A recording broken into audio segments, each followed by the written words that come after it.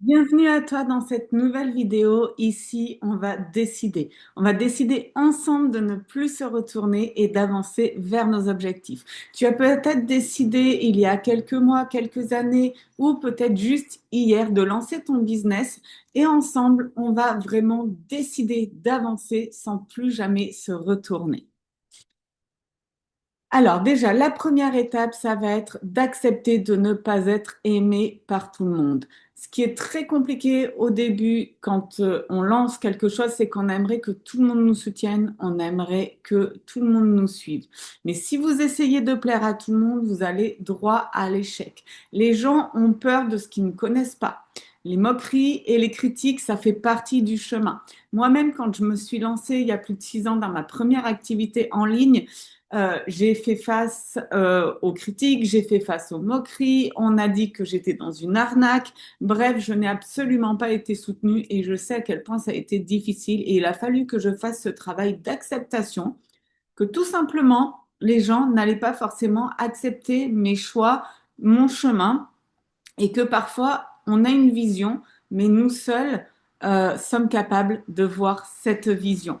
Donc surtout, acceptez de ne pas être aimé par tout le monde. Et ici, vous avez deux choix qui s'offrent à vous. Soit écoutez ceux qui vous tirent vers le bas, essayez de les convaincre. Le second choix, c'est plutôt de choisir de vous faire confiance, de vivre la vie que vous choisissez, de vous entourer de personnes qui vous tirent vers le haut. Et ça, c'est le succès, les amis. Entourez-vous de personnes qui ont le même mindset que vous, qui ont aussi des rêves ou qui ont déjà accompli ce que vous voulez faire. Très souvent, on va manquer de personnes comme ça dans son entourage. En tout cas, moi, c'était le cas. Dans mon entourage, je n'avais absolument personne qui avait la même vision que moi, qui avait cette envie d'entreprendre. Du coup, je me suis nourrie plutôt de vidéos YouTube, de livres. Je me suis inspirée de personnes célèbres ou beaucoup moins célèbres, hein, mais en tout cas des personnes que je trouvais sur les réseaux sociaux et qui m'inspiraient. Et à partir de là, eh ben, ok, j'ai dit je vais suivre ces personnes-là et finalement leur message résonnait en moi et ça m'a énormément aidé. Faire preuve de courage et la reconnaissance viendra. On a besoin de beaucoup de courage pour réussir. Si vous regardez les personnes qui ont réussi autour de vous, ce sont toutes des personnes qui ont fait preuve de courage. Quand on parle de Walt Disney qui a échoué énormément de fois, on lui a dit non à beaucoup, beaucoup de scénarios, de films avant qu'on connaisse le Walt Disney d'aujourd'hui. Il y a eu aussi la créatrice, l'éditrice d'Harry Potter, où justement les maisons d'édition lui a dit non, non, non, et elle a été très courageuse et elle a connu un succès phénoménal que vous connaissez tous. Et c'est valable pour toutes les personnes qui réussissent. Elles ont dû faire preuve de courage à un moment donné. Elles ont eu des épreuves. Très souvent, on voit que la partie haute de l'iceberg chez les personnes qui réussissent. Mais rappelez-vous toujours qu'une personne qui a réussi a elle aussi sa partie basse de l'iceberg et qu'à un moment donné, elle a dû faire face à des échecs, à des épreuves et qu'elle a dû faire preuve de courage. La deuxième chose, pas besoin d'argent pour réussir. On se limite énormément à se dire oui, mais moi j'ai pas ci, j'ai pas le bon ordinateur, j'ai pas le bon téléphone, j'ai pas le bon trépied, j'ai pas le bon bureau, j'ai pas. Bref, voilà, on se dit que pour réussir, on a besoin de un certain matériel, un certain standing. Eh bien, c'est faux, les amis. Regardez aussi, par exemple, Jeff Bezos, le créateur d'Amazon, qui a commencé dans son tout petit garage avec rien du tout. La seule richesse dont nous avons besoin, c'est la confiance en soi et en ce que nous entreprenons. Attention, la confiance en soi, ça ne veut pas dire qu'on va avoir confiance en tout, en nous-mêmes, d'accord? C'est même très difficile. Moi-même, des fois, je manque de confiance en moi sur certains domaines, mais je vais au-delà de ça. Vous devez juste croire en fait à cette petite voix au fond de vous qui vous dit que c'est OK et que vous pouvez réussir, même quand c'est difficile. Passez un pacte avec vous-même. L'engagement est à l'origine de la qualité de vos résultats. Plus on est engagé, plus les résultats seront à la hauteur de vos espérances. On s'engage, on passe un contrat avec soi-même. Vous pouvez même l'écrire, ce contrat. C'est d'ailleurs une des missions que je vais vous donner après cette vidéo, ça va être vraiment de passer un pacte avec vous-même et de le mettre à l'écrit. Quel est votre objectif? Écrivez vos rêves, écrivez votre chemin, quelle est la vie que vous avez envie de vivre et passez un pacte avec vous-même de tout faire, de tout essayer pour y arriver. Allez au-delà de vos peurs, elles ne sont que le fruit de votre imagination. Attention, la peur peut vous contrôler. Quand on a peur de quelque chose, on peut être tétanisé, on peut être focus sur la peur. Et là, attention, notre cerveau se met à faire plein d'inventions. La plupart des situations qui nous font peur ne se produiront absolument jamais, à moins que nous nourrissions ces peurs. On craint toujours le pire, mais si on apprenait à s'attendre au meilleur. Quand vous commencez à vous faire des scénarios de peur, hop, essayez de reprendre votre pleine conscience et de vous dire, OK, et si finalement ça se passait bien? Et si finalement il a changé votre scénario? D'accord? Commencez à vous mettre un scénario le plus beau que vous ayez envie de vivre. Parce que finalement, quand vous vous dites et au pire, vous serez allé au bout de ce que vous voulez. Vivez votre vie comme une super aventure remplie d'expériences. Puisque au pire, vous allez essayer, les amis. Au pire, vous allez vivre votre vie comme vous avez envie de la vivre. Au pire, il peut rien se passer. D'accord? Oui, vous allez peut-être investir une fois et ça va fonctionner, une deuxième fois et ça ne va pas fonctionner, une troisième fois vous allez investir, ça fonctionnera toujours pas. Eh ben allez-y, persévérez, c'est pas grave. De toute façon, dans tous les cas, cet argent-là, vous allez en faire quoi? Quel est le meilleur investissement, d'accord, que d'investir en vous-même, en vos rêves, en vos projets? Attention, bien sûr, soyez méthodique, n'investissez pas dans tout et dans n'importe quoi. Mais en tout cas, il n'y aura jamais meilleur investissement qu'en vous-même.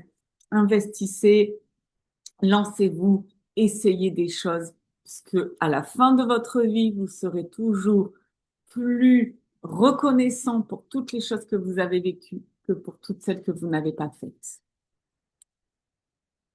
Apprendre à aimer les obstacles. J'ai lu un super livre il y a maintenant un petit moment que je vous conseille, qui est le chemin et l'obstacle, quelque chose comme ça. Je pourrais vous mettre le titre du livre avec l'auteur exact, bien sûr, après la vidéo. Donc tout ça pour vous dire qu'il faut apprendre à aimer les obstacles. On ne doit pas fuir les obstacles, on doit leur faire face et les accepter. Pourquoi? Parce que chaque obstacle est une opportunité pour vous de croissance, de progression et d'apprentissage. Aujourd'hui, pas d'obstacle, pas de business. Plus on apprend à gérer les obstacles et plus on va se découvrir et augmenter ses capacités. Plus on en résout, plus on prend l'habitude d'en résoudre. En fait, les obstacles, c'est la vie. Voilà, tout simplement. Je pense que nos business, c'est aussi le reflet de la vie de tous les jours. Et clairement, dans la vie de tous les jours, des obstacles, on en a au quotidien. Dans notre business, il y aura des obstacles. Quand on travaille sur les réseaux sociaux, par exemple, moi, j'ai été bloquée. Je n'ai plus eu accès à mon compte, à mes réseaux sociaux. Quand c'est notre business, je peux vous garantir que il a fallu que je prenne sur moi et que je me dise, OK, il se calme, ça va bien se passer, tout va s'arranger. Je suis partie courir.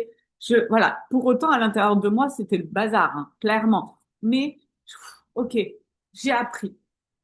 J'ai appris que tout problème a sa solution. Je le sais, c'est comme ça. S'il n'y a pas de problème, il n'y a pas de solution. S'il n'y a pas de solution, il n'y a pas de problème. Bref, on peut toujours trouver des solutions. Il y a toujours des plans B. Si tu as un compte Facebook de bloqué, tu en crées un autre. Tu as un compte Instagram qui ne fonctionne plus, tu en crées un autre.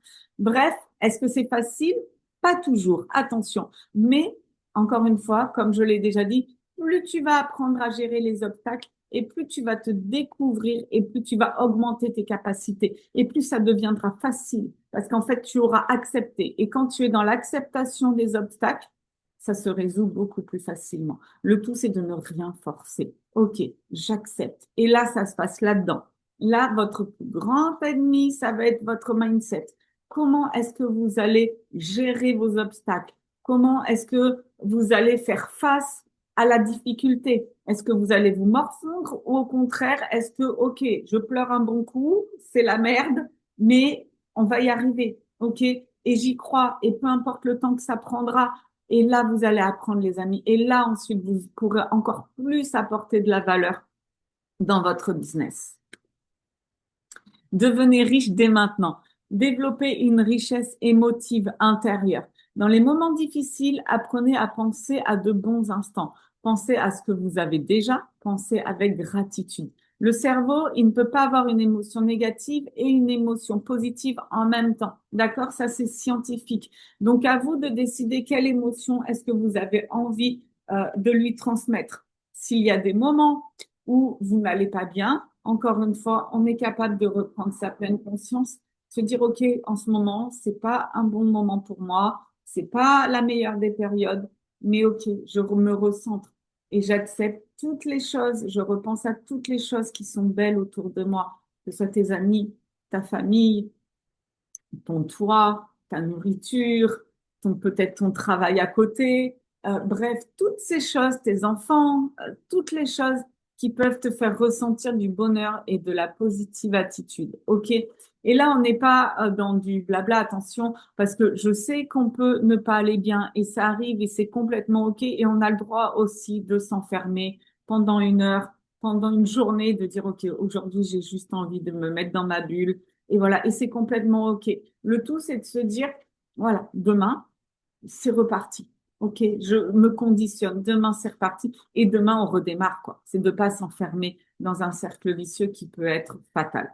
Ton cerveau, il va souvent banaliser tes succès, tes victoires. Le cœur, lui, il est capable de ressortir tes souvenirs, de les ressentir et de te faire avoir de fortes émotions. Donc, surtout, et de la gratitude pour même les toutes petites choses, tes petites victoires. Apprécie chaque moment, médite chaque jour, chaque matin, chaque soir. Essaye d'avoir la conscience de toutes les belles choses, ne serait-ce qu'un lever de soleil ou un coucher de soleil. Personnellement, ça me fait avoir énormément de gratitude. Mais parce que je l'ai cultivé, parce que j'aime ça, parce que, waouh, c'est la vie qui se lève tous les jours. C'est magnifique, c'est un spectacle de dingue. Et bref, ce sont ces petites choses, des fois, insignifiantes, qui nous font nous rappeler qu'on a de la chance d'être en vie. OK? Et c'est dans cet état de richesse intérieure que tu vas accomplir l'incroyable, en fait. Tu vas pouvoir faire de très, très belles choses. Pourquoi? Parce que tu vas vibrer. Et c'est ce que tu vibres, en fait, qui fait que tu attires à toi de très belles choses. Si tu vibres le manque, si tu vibres la peur, malheureusement, ça va être très difficile pour toi d'attirer les bonnes choses. Ce n'est encore une fois pas quelque chose de facile, mais c'est ce que tu vas devoir travailler tout au long de ton parcours d'entrepreneur, maintenant que tu as décidé d'avancer vers ce chemin-là. Mange un éléphant une bouchée à la fois. J'adore cette image. Pourquoi? Un éléphant, waouh, c'est énorme. Imagine, tu pourrais pas du tout manger un éléphant en entier, d'accord? Mais par contre, tu peux arriver à le manger si tu manges une bouchée à la fois, un jour après l'autre. Ton business, maintenant que tu as décidé d'avancer, c'est exactement la même chose. Attention, surestimer ce qu'on peut faire en un an, mais sous-estimer ce qu'on peut faire en 5 ans. Souvent, on se dit qu'en un an, on va accomplir plein de choses. Et finalement, on va en accomplir moins que ce qui était prévu. Et on sous-estime par contre la puissance de ce qu'on est capable de faire sous 5 ans. Parce que c'est beaucoup plus difficile d'avoir une vision sur 5 ans où on se dit, waouh, c'est très très loin. Mais en fait, 5 ans, ça passe tellement vite. Et si tu es capable de segmenter ton projet en petits objectifs, en petites séquences, eh bien, ce sont ces petits changements répétitifs sur la durée qui vont te permettre d'augmenter tes résultats sur un an, sur 5 ans ou sur 10 ans. C'est comme quelqu'un qui a un objectif physique à atteindre. Il n'aura pas forcément des résultats au bout d'un jour, 2 jours, même un mois. Par contre, s'il change ses habitudes, des petites habitudes, qu'il répète chaque jour sur de plusieurs années, je vous garantis que les résultats physiques seront là. Dans notre business, c'est exactement la même chose. Si tu travailles toutes les petites choses que tu as à travailler chaque jour, ne serait-ce qu'un tout petit peu, que tu fais une action, même qu'une seule par jour, que tu la répètes jour après jour, tes résultats seront phénoménaux. Donc, essaye toujours d'avoir une vision très, très long terme Et ce qui compte, c'est la répétition. Répète, répète, répète, répète, jusqu'à ce que ça devienne une habitude. Et au bout d'un moment, tu le feras sans même plus t'en rendre compte. Donc, mange un éléphant une bouche à la fois. N'essaye pas de vouloir tout faire d'un coup. Step by step, c'est comme ça qu'on avance. Garde le focus. Ne pas être multitâche. Vouloir faire plein de choses à la fois, c'est vouloir te perdre. Je te donne un exemple concret. Moi qui suis maman, au début, quand je me suis lancée dans mon business en ligne, je voulais tout faire. J'avais Maïli, je voulais répondre à mes messages, je voulais faire mes posts, je pensais à 10 000 choses à la fois. Mais en fait, c'est impossible parce que du coup, je ne faisais rien correctement. Il y avait toujours j'étais stressée, j'étais énervée, je passais pas du temps de qualité avec Maïli. Donc, il a fallu que j'apprenne à faire une tâche à la fois. Être concentré sur chacune de tes tâches, être focus. Tu sais où tu vas, tu as un cap précis, on ne s'en détourne pas. Jamais on ne se détourne de ce cap et plus tu restes focus et plus tu es performant. Aujourd'hui, on peut être distrait par nos téléphones, par toutes les notifications, par les enfants, par tout ça. Donc, apprends vraiment à te concentrer. Éteins le téléphone si tu fais quelque chose sur l'ordinateur. Éteins tes notifications. Tu demandes à tes enfants 1 heure. Voilà, tu leur mets un petit timing. Dans 1 heure, les enfants, je suis à vous. Là, maman doit travailler ou papa doit travailler. Voilà, c'est hyper important. Ils peuvent comprendre, d'accord? Donc, mettez-leur un timing, faites un petit quelque chose qui peut être marrant, mais en tout cas, faites en sorte d'être focus sur ce que vous faites. Ça doit devenir une obsession pour vous si vous voulez que votre vie change. Soyez obsédé par votre objectif, soyez passionné. Comment est-ce qu'un footballeur devient un footballeur professionnel? C'est parce qu'il est obsédé, d'accord? Il se lève à 4 heures du matin, il jongle, il fait ses entraînements. Il est simplement obsédé par sa réussite. OK? Vous, ça doit être pareil. Je vous dis pas de vous lever à 4 heures du matin. Bien évidemment, ça, chacun son rythme. Moi, je respecte tout à fait. Je ne dis pas, il y a des gens qui se lèvent à 11 heures du mat et qui réussissent très, très bien parce qu'ils vont être capables de travailler plus tard le soir. Qu'on soit du soir, du matin, soyez obsédés parce que c'est uniquement comme ça que vous allez réussir. D'accord? Et encore une fois, quand on est obsédé, on arrive à être concentré, on arrive à faire nos tâches chaque jour. Merci beaucoup. Let's go. C'est parti. Décidez et nous allons maintenant enchaîner.